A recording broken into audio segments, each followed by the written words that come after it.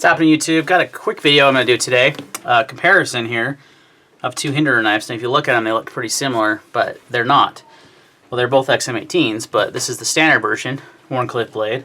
And this is the new skinny that Rick is calling them. There's a lot of misinformation about these. I know it's floating around the internet. A lot of people say, oh, it's just thinner blade stock. And that is true. The blade stock is thinner. We're going to go over all the differences. But here's a side-by-side comparison. Now you tell me. Is it just blade stock? Nope. Definitely the handle scales, everything is skinnier. Quite a bit, and I love it. I just got this in. So this is a new model that Rick's doing. He did some fatties in the past, and he's doing some skinnies. And I wouldn't want a fatty because the 3.5-inch standard is plenty thick for me. But there is a pretty sizable difference between these two knives, and not just in blade stock. Obviously in the scale size, the frame, excuse me, everything's just skinnier. So let's do some measurements. So your standard XM18 blade stock should be pretty close to the same on all the models, but on this Wharncliffe version, it's 0.1655 inches. On the skinny, it's much thinner at 0.136. Quite a bit thinner blade stock. Your scale, your width of your knife is 0.44. Very skinny. I don't even think the standard one's that fat. It's not. I think it's about a half an inch, right? It's a little over half, 0.531, 0.530 actually. So you're talking quite a bit thinner in the handle as well. And you can definitely feel that in hand. The length of the scales, length of the knife, nothing's different there. Same blade length, same choil. These are both Gen 6s, so they have the tri-way pivot. Another big change is the pivot screw is a 3-inch. So this uses the same pivot screw as the 3-inch, so you can't actually swap hardware over to these. And the standoffs are skinnier, obviously. And you have, well, are they skinnier? They may not be, actually. So I may have misspoken there. They may not be. They look very, very similar. But the scale is different, so you can't swap this scale to this knife because the hardware is meant for this. You can see here visibly that the scale on the left is thicker than the one on the right. So in order to the hardware and such basically is not interchangeable between these two knives. The clip is, the filler tab is. I think the standoffs actually may be the same as well, but the handle scale is definitely thinner. And then the pivot screw. So if you're doing custom hardware, you can't swap between these two knives. Now you can't really tell line side by side the difference in thinness, so you kind of have to stack them like this. But you can really see, let me zoom in actually, what a difference it is between these two. And I personally really, really like both of them. I love the standard. It's one of my favorite knives. But one of the best things about the skinny, it's not just the skinny handle, but it's the thinner blade stock.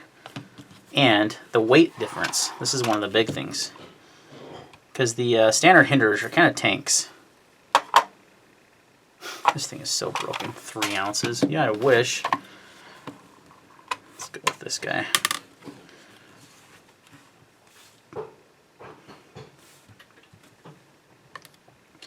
The standard then this scale doesn't even go up high enough. Lovely. Freaking lovely. Let me see if I can get this sucker fixed. Zeroed.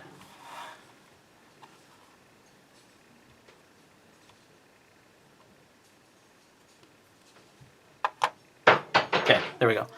Oh, it's out of camera. 5.3 ounces on the standard.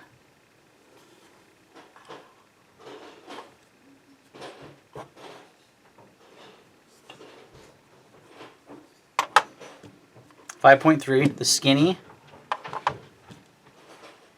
4.6. Not quite a full ounce, but 0.7 ounces lighter, which is it's a noticeable difference in your hand and in your pocket when you're carrying the knife. Everything else is there. The ergonomics, you know, the new bearing flippers are awesome and super smooth. This one's not broken in. This one is like ridiculously smooth. Just falls shut. But this one's getting there. It just needs to be broken in. It's brand new. I love the stonewash finish on this too. And I only went with the Orange G10 just because it was what available. I wanted the stonewash finish on the slicer grind, and This was what I could find. They were pretty sold out everywhere. So how does it feel in the hand? It definitely feels thinner. When I first put it in my hand, I'm like, oh my gosh, that might be too thin. But as you get used to it, because I'm used to the bigger, thicker, girthier, that's what she said, and XM18, it feels different. I would actually say that the standard feels a little better in the hand, but I'm willing to use the slimmer knife because of the weight savings, the thinner blade stock, which should be a little bit better cutter. The slicer grind is a good grind for that as well, so it should just be a better overall performer. They both have the same blade steel. Just curious how thin behind the edge this guy is. 0.02, no. God, my caliper's here. 0.025 behind the edge on this guy.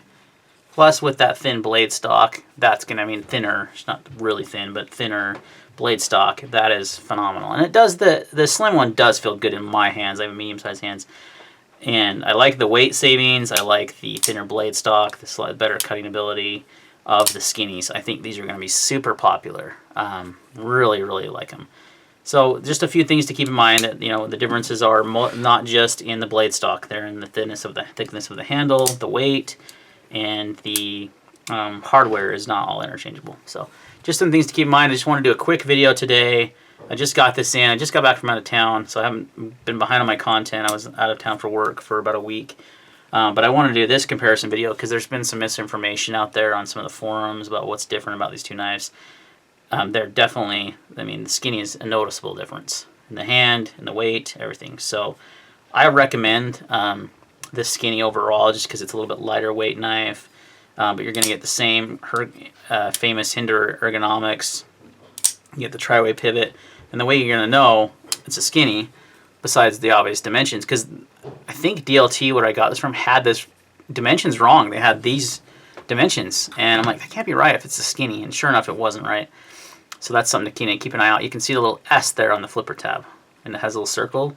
That means skinny, there's going to be an F if it's a fatty, and then the standard doesn't have anything. And then you have the tri-way logo, obviously, on the other side. So, but love the Hinderers, can't go wrong in my opinion, but I really, really like this new skinny. I think it's going to be one of my most carried knives. So, alright guys, thanks for watching today's video, and I'll see you on the next one.